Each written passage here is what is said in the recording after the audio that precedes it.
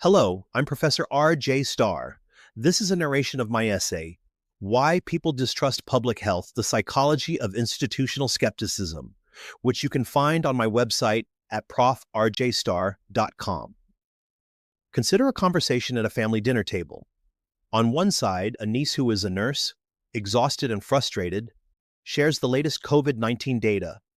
On the other, an uncle who has spent hours online convinced he's uncovered a conspiracy the mainstream refuses to see. They're not just arguing about facts. They're speaking different emotional languages. That conversation, happening in millions of homes, reveals a fundamental truth. Trust in public health is rarely a matter of data alone. It rests on a fragile psychological foundation shaped by history, identity, and emotion. Every public campaign, from vaccines to nutrition to pandemic response, depends not only on science, but on the public's willingness to believe that the institutions behind it act in good faith. That belief, once broken, is difficult to rebuild. When we see people lose faith in health authorities, our first assumption, often amplified by officials in the media, is that the problem is ignorance. But I've come to believe this is a profound misdiagnosis. Yet, disbelief is not always irrational.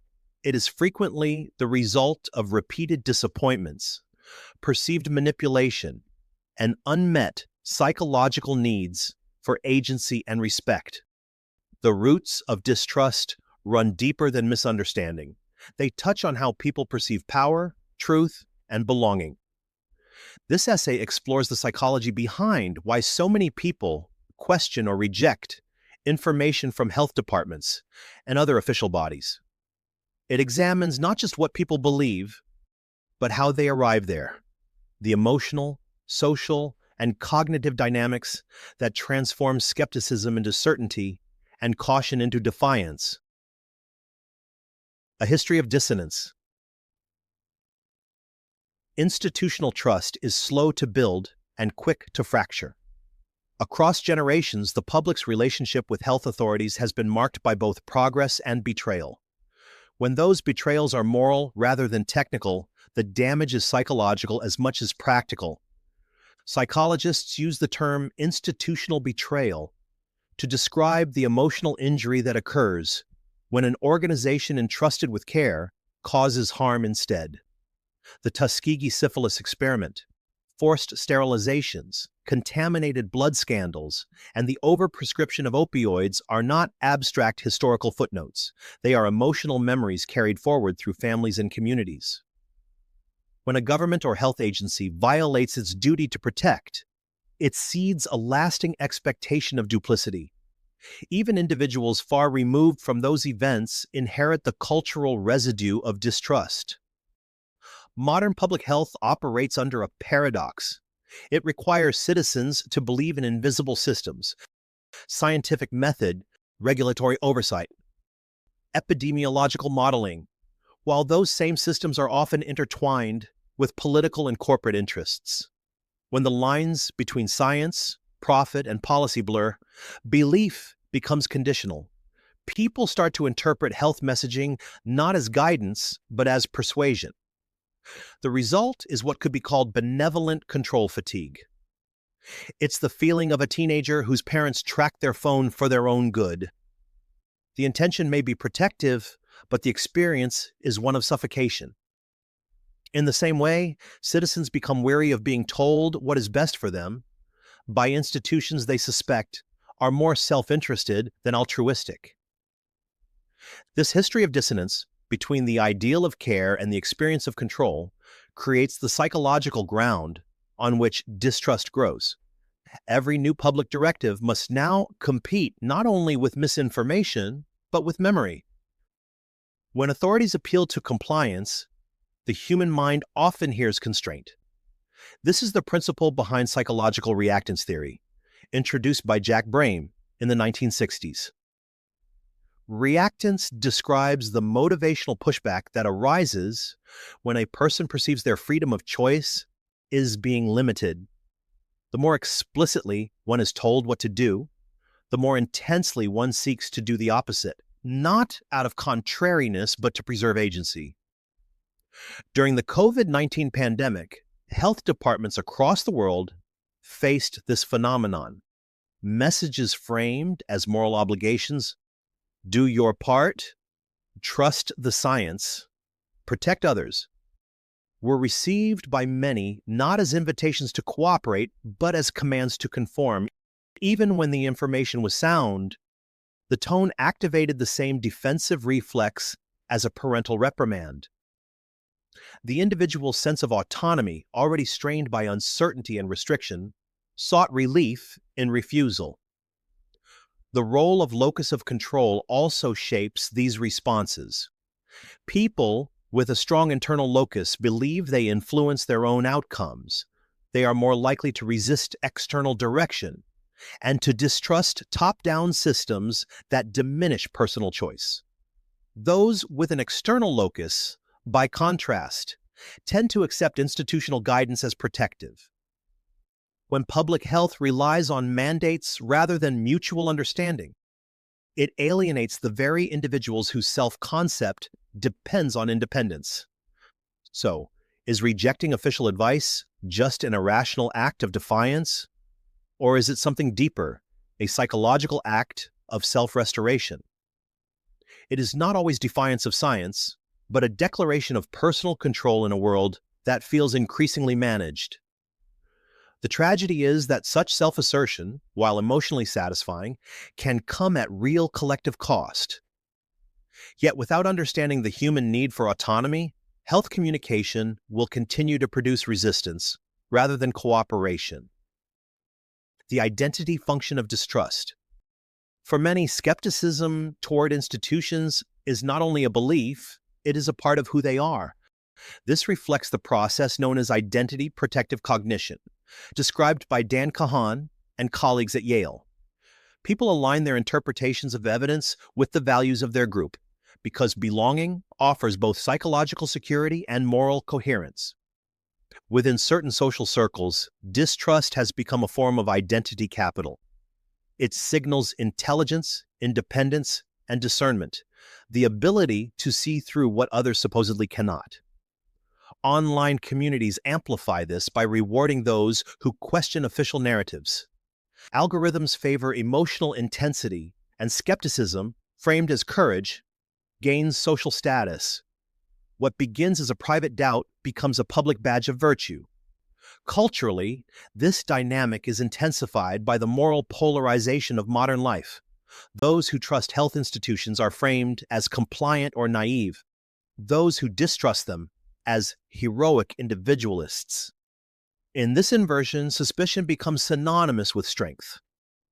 The psychological reward is belonging to an in-group of discernment, people who consider themselves awake in a society of sleepers.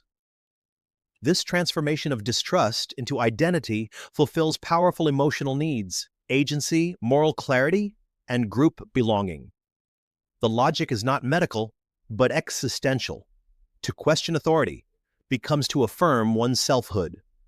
Attempts to counter such beliefs with statistics alone fail, because they do not address the deeper emotional currency at play: the need to feel sovereign, competent, and morally upright in a confusing world. When uncertainty becomes unbearable, public health operates in the language of probability, but the human mind craves certainty. The psychological concept of intolerance of uncertainty describes the discomfort people experience when they cannot predict outcomes. In such conditions, the brain seeks closure, even if it must invent it. The shifting guidance that accompanied the pandemic about masks, transmission, and vaccines was interpreted by many as deceit rather than adaptation. Scientific correction, which in academia signals integrity, felt to the public like instability. This confusion triggered the need for cognitive closure, the desire for a single, definitive answer that removes ambiguity. When official sources failed to provide that comfort, alternative voices, no matter how fringe, filled the void with confident simplicity. For scientists, Changing a hypothesis based on new data is like a ship's captain adjusting course to a new heading. It's a sign of competent navigation. But for the public, it can feel like being told the ship was never sailing in the right direction to begin with. Without a map of how science works, institutional correction looks like contradiction, and transparency feels like a confession of failure. Distrust, in this sense, became a coping mechanism. If one cannot control the disease, one can at least control whom to believe. Certainty, even false certainty, provides emotional relief. The psychological economy favors confidence over accuracy. The deeper problem is that modern societies have not equipped citizens to tolerate the discomfort of scientific evolution. Few people are trained to understand that knowledge is provisional, that data changes, shifts, and evolves, and that uncertainty is a sign of rigor, not deception. Without that literacy, institutional correction looks like contradiction, and transparency looks like weakness. Health authorities, bound by the slow and careful rhythm of science, are ill-matched to the speed of emotional contagion. When uncertainty becomes unbearable, people reach for narratives that restore coherence, even at the expense of truth. Rebuilding trust is not a matter of better messaging, it is a matter of psychological repair. Trust cannot be demanded or declared. It must be earned through relational behavior that satisfies emotional needs for safety, respect, and predictability. Public health communication often assumes that trust follows authority. In reality, trust follows reciprocity. Institutions gain legitimacy when they acknowledge uncertainty, admit past harm, and treat citizens as partners rather than subjects. That humility is not weakness. It is the foundation of epistemic trust, a term introduced by Peter Fonagy to describe the willingness to treat information from others as reliable and relevant. When individuals or groups experience betrayal, their capacity for epistemic trust diminishes. They may still hear facts, but cannot integrate them as credible. Repair, then, requires modeling what has been missing: transparency without condescension, honesty without defensiveness, and consistency without rigidity. Communication should humanize rather than sanitize. Officials who admit what they do not know evoke more confidence than those who insist on certainty. In psychological terms, humility restores credibility because it aligns with the listener's lived reality. The world is uncertain, and honest acknowledgement of that fact feels more trustworthy than artificial assurance. Health institutions also need to address the emotional asymmetry of their relationship with the public. When people express fear or suspicion, they are often met with dismissal rather than empathy. Yet, suspicion is frequently an expression of injury, not hostility. To be heard without ridicule is itself corrective.